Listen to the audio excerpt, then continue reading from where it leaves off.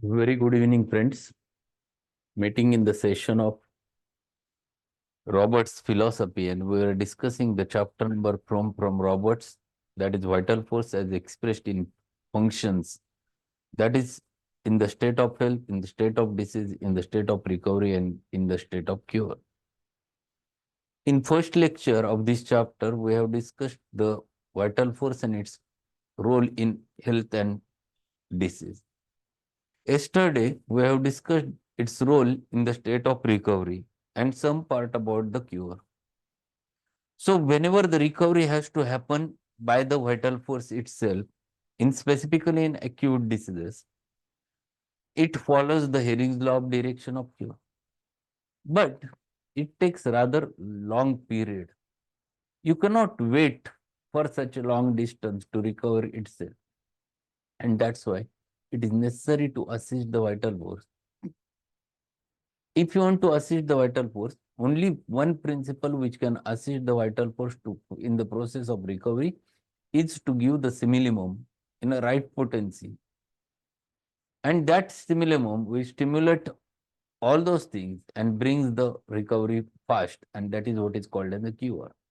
So when vital force recovers by itself, it is called as a recovery. When vital force requires an assistance of the homeopathic remedy, it is called to be cure. But whatever happens, whether it is recovery or whether it is the cure, it should follow the Hering's law of direction of cure.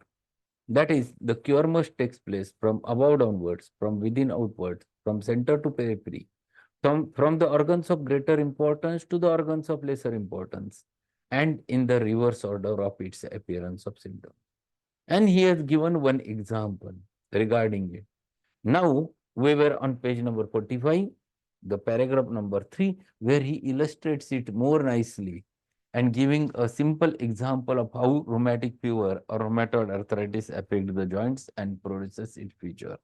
So let us go with the paragraph 4 on page number 45. One of the best illustrations is the rheumatic fever manifestation. It is a case where the joints of the extremities are first attacked. Next, the joints nearer the body, and presently we find the heart is involved. This is the natural order of onset of the symptoms. So, whenever rheumatic fever happens, the peripheral joints gets affected, then the big joints gets affected, and then heart gets involved.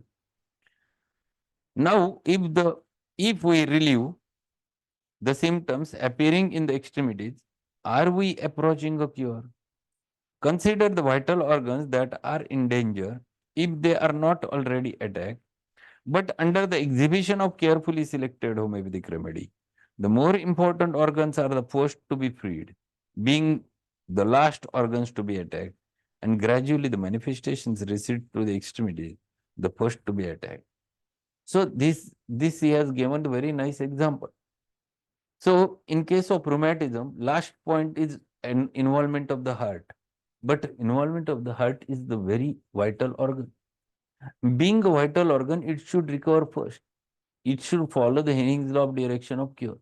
So if you administer very perfect remedy, for example, you have selected lithium carbonicum, a rheumatic heart disease remedy, or Calmia latiafolia, which is again a rheumatic heart disease remedy. If you would have given a remedy to the patient, the heart's problem should recover first. Then the big joints involvement should recover, and then his peripheral joint symptoms should disappear. This is the right order because it is in the reverse order of appearance of symptom.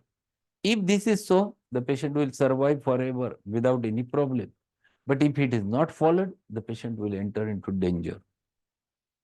It is absolutely necessary that these axioms be thoroughly grounded in our mind. Then it is pleasure to feel the security that develops from our sure knowledge in the progress of any given case. So one must know this law properly and one must understand it in each and every case. This pertains also to the artificial disease condition that we get from the drug proving. The onslaught म्हणजे halla. The onslaught of these symptoms is the same in the natural disease. They come on from below and move upward, and the appearance that They come on from below and move upward, or appears first in the superficial organs and then the latter moves toward the deeper organ. When a proving is wearing off, the symptoms recede in the reverse order, just as natural disease symptoms recede. This one more shows This once more shows the relationship between natural disease symptoms arising from the disturbed vital energy and the artificial disease symptoms as produced by the drug. This explains also the reason why the potentized drug is so effective in disease condition. The action of remedy must follow the same cycle of the action under the same laws as the natural action of disturbed vital energy. So he has given very good example that homeopathic remedy also produces the similar type of action.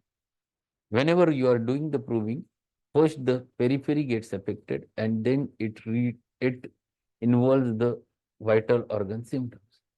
Or if it appears on the lower extremities, then it goes up and up. If this is so, then whenever the proving is stopped, then when it disappears from the center to periphery, it disappears from above downwards, and this is the same natural order which develops in natural diseases. So this is very, very important thing one must understand. He is explaining this example in such a manner that he wants to say why homeopathic remedies are very perfectly produces results in such types of pathology, because it used to produce, or it used to produce the similar affections of vital force as the natural disease used to produce the affection of vital force. It will going to produce the similar type of presentation as in natural disease in the artificial disease. And that's why homeopathic remedies are very, very perfect if you have selected them in a proper manner. And then he explains, in chronic conditions, this law is just as sure as in acute condition. But in chronic conditions, we are often faced with seeming confusion. We have carefully taken the symptoms as reported by the patient and have made our prescription. After certain progress, the patient comes to us with the new set of symptoms. Careful reference to the symptomatology shows no apparent relation of the present symptom, no apparent relation to the present symptom picture. Are we progressing in right direction? Is this new condition that has arisen? Let us proceed carefully. By cautious questioning, we shall probably find that this is a return of the old symptoms in the reverse order of appearance, and that it has been long covered up and forgotten because of the latter unfolding them.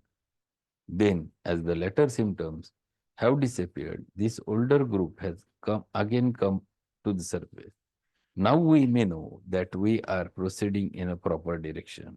Right here, great care must be taken not to mix the case. If the remedy is doing this work, let it proceed without interference, and the patient will lose these symptoms. And in a still or older, more deeply buried group will presently come to the surface. And he is explaining how this happens in chronic cases. If you treat any chronic disease, and in the past history, patient has not explained anything, or even in family history, he has not explained anything, and you have selected remedy, and you are lucky enough that you have got very perfect cinemelamum on day one. You have given that to the child, to that patient, and when you start treatment, his present symptom disappears, and there will be a new group of symptoms appear, and then he recollects, doctor, this problem I had a way back. I had this problem 10 years back, 5 years back. I have treated with such and such medicine. This itself is a very good indication that indicates you are on right path. Your direction of cure is very perfect because it is going from the in the reverse order of appearance of symptom. And if this happens, then it has a significance. And that's why one must study the Herring's law of direction of cure and always check it with each and every case so that you will be more confirmed about your remedies.